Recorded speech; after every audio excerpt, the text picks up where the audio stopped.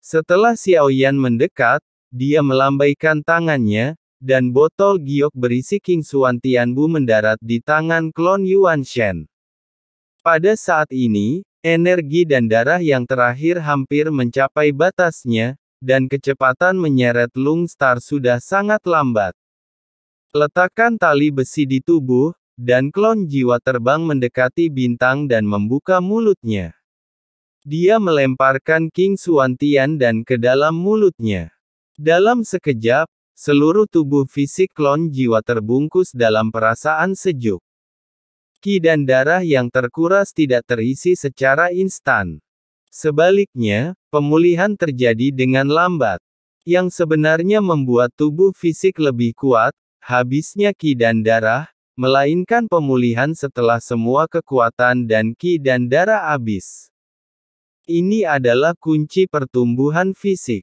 Xiaoyan sendiri sedang membantu klon Yuan Shen. Adegan ini mengingatkannya pada perasaan saat Yao Lao menggunakan bubuk Qi Lian untuk mengurangi peradangan, dan meningkatkan kekuatannya di benua Doqi. Ingatan ini langsung membangkitkan inspirasi Xiaoyan. Memurnikan obat mujarab sedikit lebih rumit, tetapi jika Anda dapat memurnikannya untuk penggunaan luar dan merendam tubuh, efeknya mungkin 2 kali lipat hasilnya dengan setengah usaha. Begitu Xiaoyan mengangkat tangannya, sebuah lubang besar muncul di bintang terbang itu, dan dia segera mengisi lubang besar itu dengan sumber air di bintang. Kemudian apinya membasuh dan memotong, dan bahan obat langsung dimurnikan, dan kemudian jatuh ke dalam kolam gua yang besar.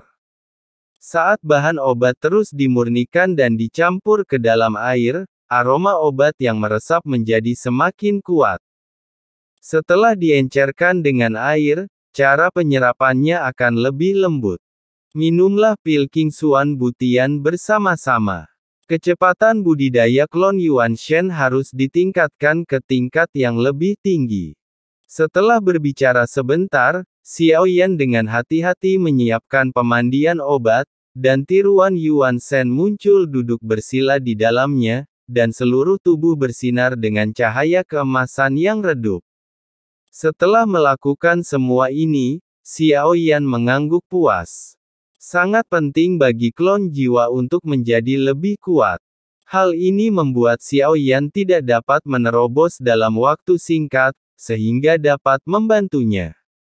Tentu saja, bahkan setelah tubuh utama menerobos keabadian dewa, kekuatan tempur klon jiwa masih sangat penting.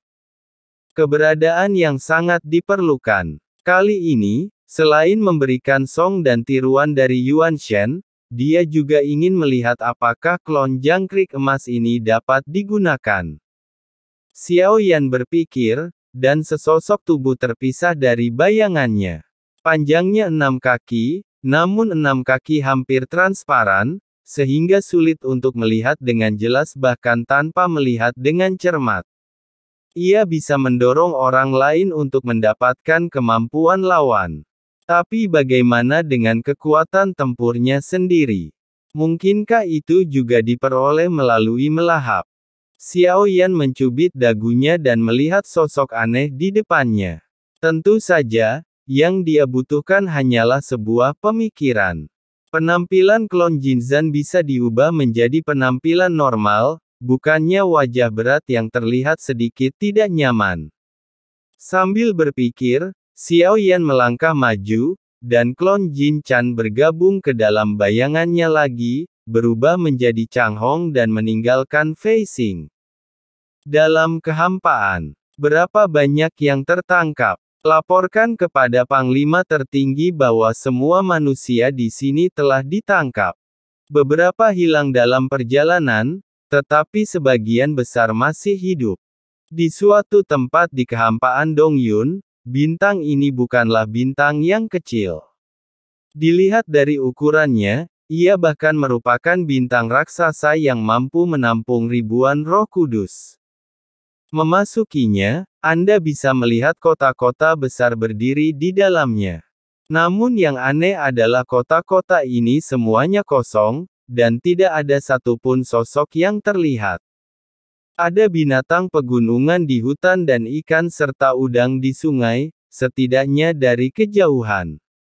Bintang ini harus penuh vitalitas, dan harus mampu menampung banyak kota dan makhluk. Namun yang aneh adalah tidak satu pun dari kota-kota ini yang begitu menakutkan. Namun ada sebuah pulau di tengah lautan bintang ini.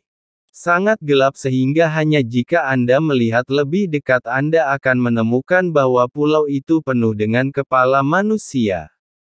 Tangisan kesakitan dan isak tangis anak-anak memenuhi pulau itu. Pulau ini berukuran tidak kecil dan mampu menampung setidaknya puluhan juta orang. Namun saat ini, pulau tersebut tampak sangat ramai.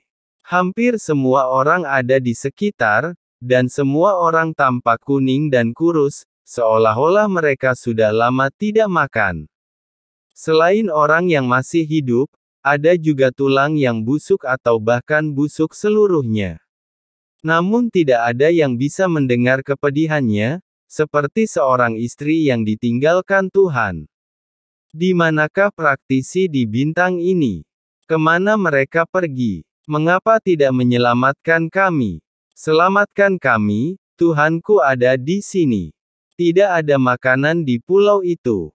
Manusia perlu makan, jadi ada makanan di sekitar mereka. Kanibalisme telah muncul di lautan sekitar. Itu akan berubah menjadi kabut darah dalam sekejap, dan tidak ada yang berani melarikan diri sejak saat itu.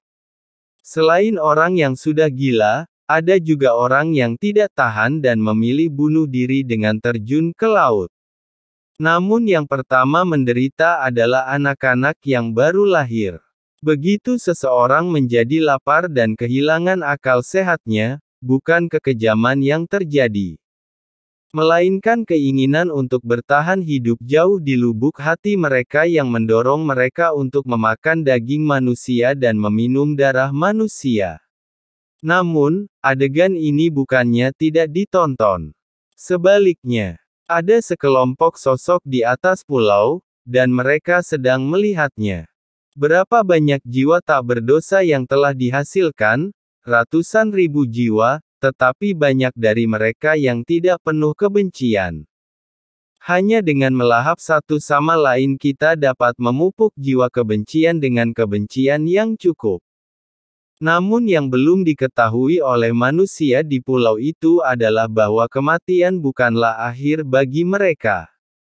Setelah mengalami penyiksaan yang kejam dan akhirnya mati, jiwa mereka akan dipenjara kembali. Mereka yang memiliki cukup kebencian mungkin lemah. Ini adalah permainan kanibalisme, dan setiap orang adalah orang yang kuat. Makhluk yang tak terhitung jumlahnya telah terbunuh, tetapi mereka semua menjadi korban dari orang-orang kuat yang mengejar kekuasaan. 100.000 orang tidak cukup untuk mencapai ratusan juta. Kenapa hanya ada 100.000 jiwa yang tidak bersalah? Beri mereka sedikit kegembiraan untuk bertarung satu sama lain dan menciptakan lebih banyak jiwa yang tidak bersalah. Orang-orang yang melakukan semua ini di langit di atas pulau tidak berasal dari Taiksu. Yang menyedihkan adalah mereka semua adalah orang kuat di bintang ini. Orang yang mengatur semua ini adalah orang terkuat di bintang ini, seorang Earthly Brain Immortal dari bagian kelima. Dia mengenakan baju besi sehitam tinta, dan baju besi ini adalah armor dewa kekosongan dari Taiksu. Saya tidak tahu apakah dia memilih berpindah pihak, demi bertahan hidup, atau demi kekuatan. Demi tujuan Taiksu, dia memilih untuk membunuh semua manusia di planet asalnya sebagai akibatnya. Dilihat dari banyaknya tulang di pulau itu, saya tidak tahu berapa banyak talenta yang dikirim secara berkelompok, melelahkan semua manusia di hati ini. Aura kematian yang begitu kuat, perempuan itu jelas tidak dirampok, tidak seharusnya, itu dari lautan kehampaan. Xiao Yan bergerak maju dalam tubuh fisiknya. Baik kompas maupun bahtera terlalu mencolok. Hanya tubuh fisik dan peran metafora yang memungkinkannya bersembunyi di lautan kehampaan, sehingga tidak ada yang bisa mendeteksi keberadaannya. Saat melewati bintang besar ini, tiba-tiba bentuk tubuh Xiaoyan sejajar, alisnya sedikit berkerut lalu bentuk tubuhnya menjelma menjadi pelangi, langsung menuju ke bintang ini. Dia ingin melihat apa yang menyebabkan energi kematian bintang ini menembus kehampaan.